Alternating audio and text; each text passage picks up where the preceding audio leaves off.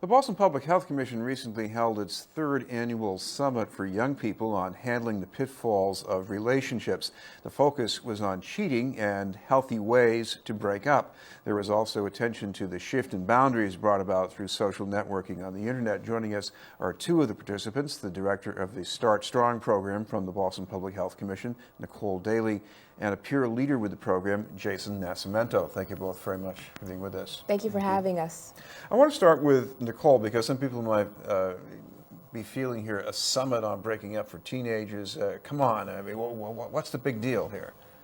One of the things that we know is that breaking up is part of the relationship cycle, and most teens will go through a series of relationships before they end their teenage years. And usually, in years gone by, it's done trial by error.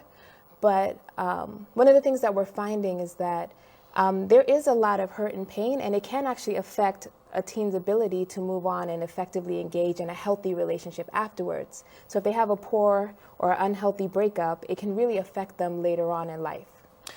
Jason, what about your own experience as a teen? Do you know about cases where a breakup was really bad and it had this kind of an after effect? Well, in school, it's behind hidden doors sometimes, but you hear students talking about how this student hit her in some type of way, and she got mad, and like verbal abuse, swearing, and everything happened in between those two partners. So abuse happens every day. What about the effect on students? I imagine a normal reaction sometimes to a breakup is to just feel depressed. Mainly I want to say women, because men are the more aggressors in most cases. So women do feel oppressed sometimes.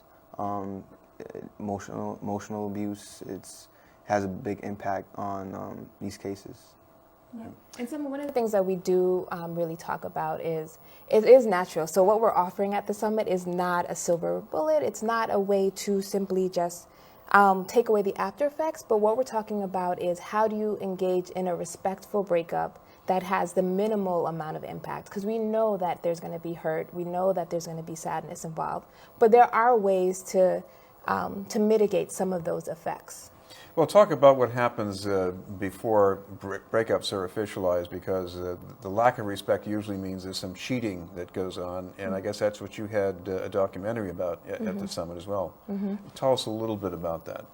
So the documentary features some of our peer leaders, and it talks a lot about the complexities of cheating. So it asks very basic questions. So for example, is flirting cheating? Can you rebound from cheating and continue the relationship? A lot of the questions that teens grapple with.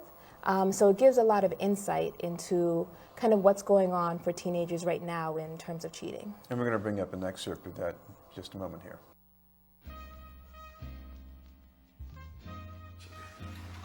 Well, anything sexual, kissing, any of that sexual kind of things, those are all cheating. I think maybe touching appropriately and kissing and doing other sexual stuff. Yeah, anything that violates the other partner's opinion and stuff, there gotta be some type of compromise between them, so I think cheating will be in between them and what makes it cheating. I think pretty much if you get caught with another man or girl or whatever. I'm not saying it's bad or good at the same time, but a guy and a girl's you're gonna see people sometimes, you think they're attractive, but that's not cheating, that's just human nature. Yeah. So basically if you're with the partner and you're doing all the touching and kissing and interaction sexually, that's what I consider cheating. Jason, what about the ability to come back and put a relationship back together after one party has been cheating? What would you say if someone asked you that question? Should I give him or her another chance? Well, in some cases, I think it would be reasonable, but most of the time, if it ends in physical abuse, then that's taking it to obviously a whole nother level. But if two people can learn to cope with each other and find that balance, they can end off in friends, or just in general have end off in a good breakup, which is actually the healthy way, instead of ending in harm, pain, or any such negativity. Nicole, what about the odds of physical abuse like this? Is this something you think really happens fairly often among teens? Yeah, actually, in the last Health of Boston report that was put out by the Boston Public Health Commission, they found that 9% of teens reported that they had been physically hurt by their partner in the past. So it is something that teens are grappling with every day. And it's something that comes up. But one of the things we want to clarify is that when we're talking about engaging in a healthy breakup and when we're talking about this issue at the summit, we are really trying to share prevention methods early, because we don't advocate for a teen that's going through an abusive relationship to break up with their partner face to face. We don't advocate for a lot of the communication tactics we talk about at the summit. But we do acknowledge that abuse is happening for teens.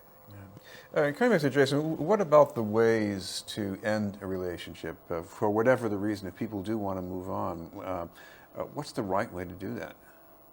The right way, it's basically like I said before, finding the balance. If you can find the balance in ending in a good way, such as like maybe tell your partner, hey, I'm sorry for what I've done. Maybe we can still be friends.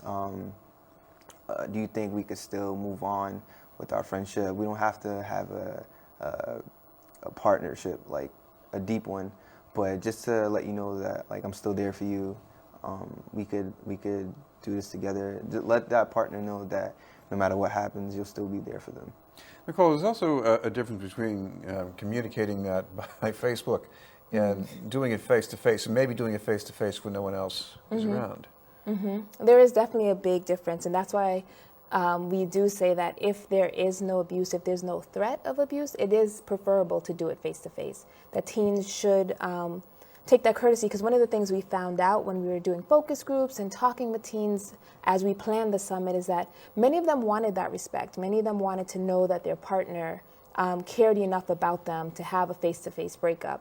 But then what the other side of it is, many didn't feel they had the skills to actually witness the person cry or witness the person be upset. So the summit is really about building skills, building those communication skills, building their efficacy to have that really difficult conversation. What about that, Jason? I mean, you tell the partner, maybe they're not going to take it very easily. If they don't, then like during the program, we try to teach teens like the good path on like how to go about it, but we can't make people do what like they want to do. It's their decision. All we try to do is show them a good way to go about it. And so actually that's why one of our workshops in the summit was called It's Complicated, because sometimes it is a little bit more complicated and it doesn't just work itself out easily. And we do try to just have the conversation with teens about what to do if your partner isn't taking it so easily. What are the boundaries you can draw for yourself to kind of protect against the negative behavior? So maybe the posting on Facebook and all of those things. Yeah. By the way, Nicole, any other advice about the internet? Because sometimes people do, maybe they live out fantasies on the internet, but they might later on be surprised that people think they're not fantasies, that they're real. I think one of the things we encourage is having the teens, what we say is take 3.